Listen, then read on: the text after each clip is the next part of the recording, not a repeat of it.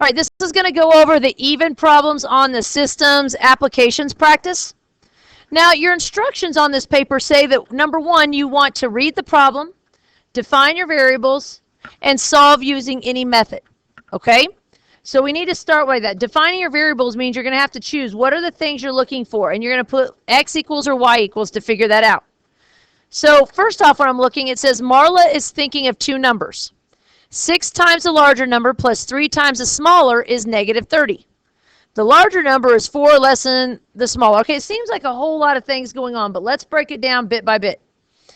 The last question right here says, find the two numbers.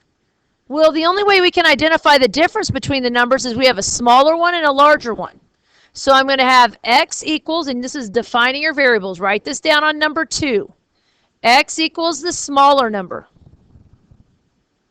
Y equals the larger number. Now, the first sentence up here says 6 times the larger number. 6 times y, y is the larger number. You don't have to have y, the larger number. You could have mixed them up, but you got to be careful which variables you use. Plus 3 times the smaller number. The smaller number is x. Is means equals negative 30. That's my first sentence, or first equation. 6y plus 3x equals negative 30. Now, the next one says the larger number, so y, is equals, right here it says 4 less than the smaller number. This less than right here, that is a trick. You've got to move that 4 to the end. So you're going to have the smaller number, which is x, less 4. So my other equation is y equals x minus 4. All I did was follow this word right here. It says the larger number, which is y, is equals 4 less than. That means to put it at the end, the smaller number. We'll have more of these to go over. It's going to take slowly to catch on. Now, to solve this, you can do one of a couple things. I can either rearrange both of these equations to put them in y equals form and put them in the calculator, or we know how to do substitution. Right now, this is kind of set up for substitution, so I'll start with this one. So we're going to circle what y equals. I'm going to draw a line. I'm going to put it in there for y. All right, so you should have this down on your paper. We have 6 times y. Instead of y, I have x minus 4. Then write the rest of that equation. Plus 3x equals negative 30. Now, we're going to do the distributive property. 6 times x, 6x. 6 times negative 4, negative 24. Write the rest of the equation. Plus 3x equals negative 30. Now, you can always use the back of your paper. 6 and 3 is 9, so I have 9x minus 24 equals negative 30. I'm going to add 24 to each side. 9x equals negative 6. Ooh, this is nice. It's going to give me a fraction. So I'm going to divide by 9. And at first we have x equals negative 6 over 9, but let's practice and let's review reducing this in the calculator. So let me go in here and I'm going to go negative 6, well, maybe. There we go. Negative 6 divide 9. Oh, didn't want to do that. All right, let's see. Negative 6 divide 9. Math, enter, enter. It reduces it to negative 2/3. So my answer,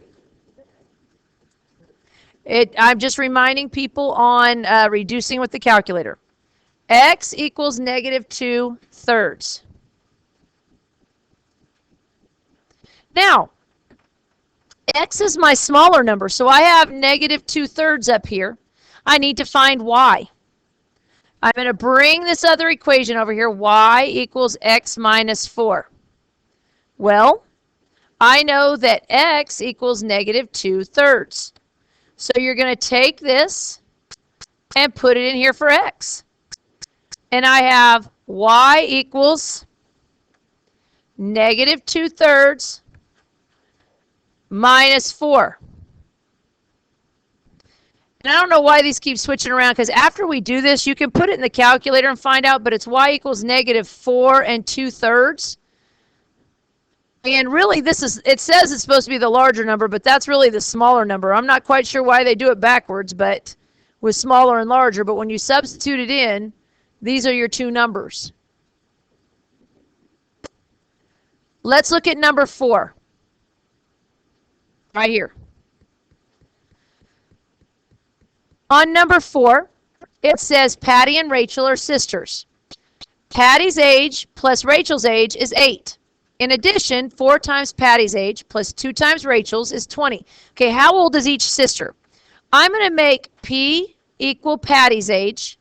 You could use X and Y. I'm just using P and R.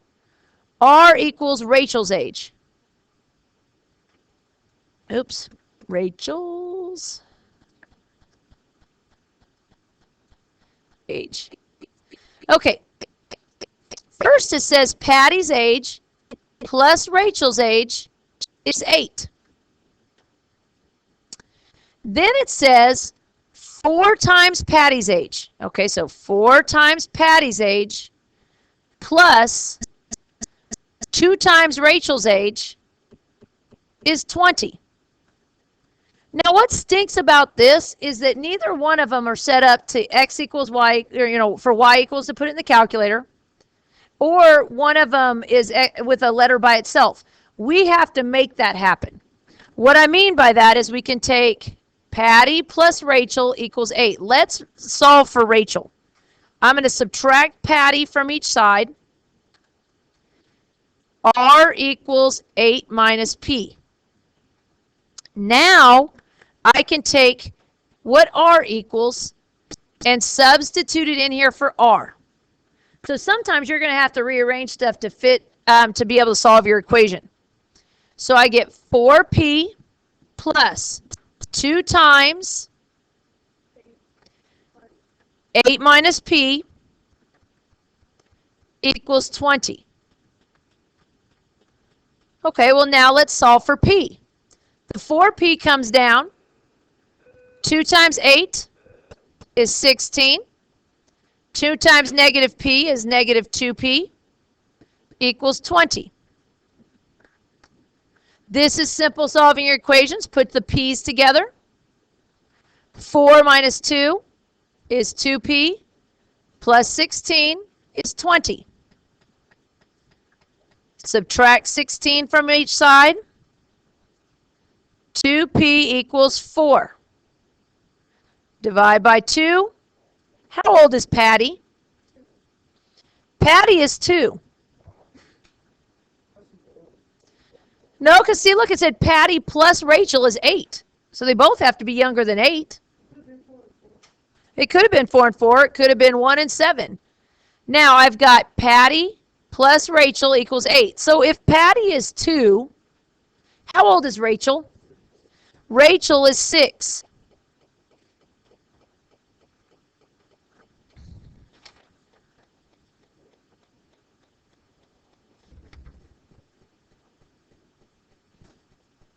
All right, let's look at number 6. Right here in number 6, Mark is thinking of 2 numbers. Okay, so it goes through, we've got a smaller number and a larger number. Find the 2 numbers. Let's see if it works. I'm going to put x equals a smaller number. Y equals a larger number. Okay, so up here in the sentence, it says 2 times the larger. The larger, I made the larger y. Plus 4 times the smaller is 32. So there's my equation. 2y plus 4x equals 32. The next one, the difference of the smaller and 7 is the larger number. The difference of the smaller number and 7 is the larger number. All right, so I've got the smaller number. The difference between these two is the larger number. Now, from here, we need to substitute in. So I'm going to take what y equals. I'm going to put it in here for y. So I get 2 times x minus 7 plus 4x equals 32. Now let's solve this.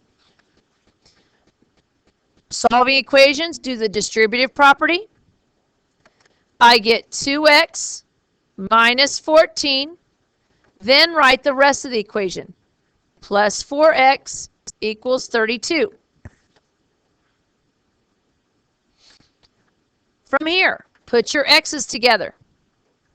6x minus 14 equals 32. Add 14. 6x equals, what is that? 46. That's not going to come out evenly either, is it? So what's 46 divided by 6? What is it, 7.6? 7.6. Well, now, see, every time it's doing this, it's giving me the opposite from the larger and the smaller. You'll see in just a second. X minus 7 equals y. And you could, what'd you say, 23 thirds? 23 thirds, you could use that as well.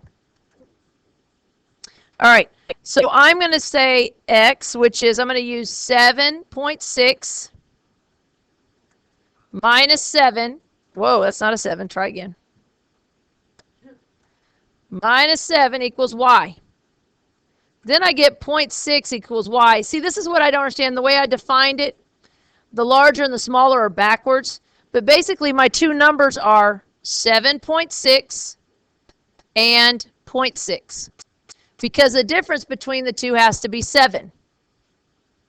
Now, let's see if this works, though, because now I'm curious if it will work if I go back through here. If I plug it back in, 2 times y.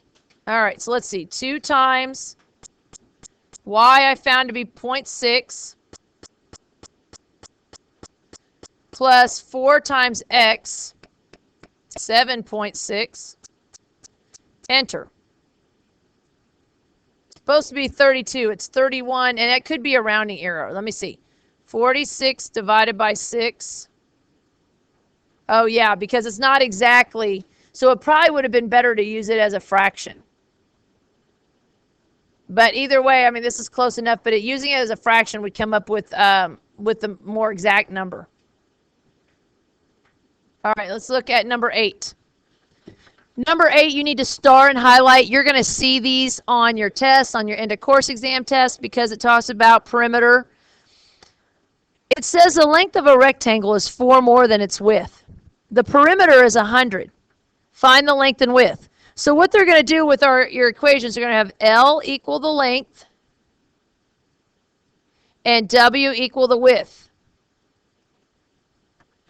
Now, up in that first sentence, it says the length is 4 more than the width. So my first equation is L equals 4 plus W. Now, here's the key right here. It says the perimeter is 100. Guys, the formula for perimeter is 2 times the length plus 2 times the width. So that's what I'm going to use. 2L plus 2W equals 100. Well, now this is easily set up for substitution. I'll take what L equals, and I'm going to plug it in here. So I get 2 times, instead of L, I'm putting in there 4 plus W, plus 2W equals 100. 2 times 4 is 8. 2 times W, 2W. Write the rest of this. Plus 2W equals 100. Put your W's together. 4W plus 8 equals 100. Minus 8 to each side. 4W equals 92. When you divide by 4, what do you get? Take 92 divided by 4. 23. So my width is 23. My length is 4 more than the width. My length is 4 plus 23. So my length is 27.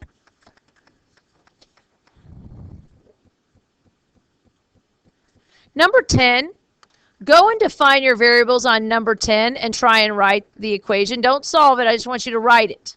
Do that now, please, just like we just did the last one.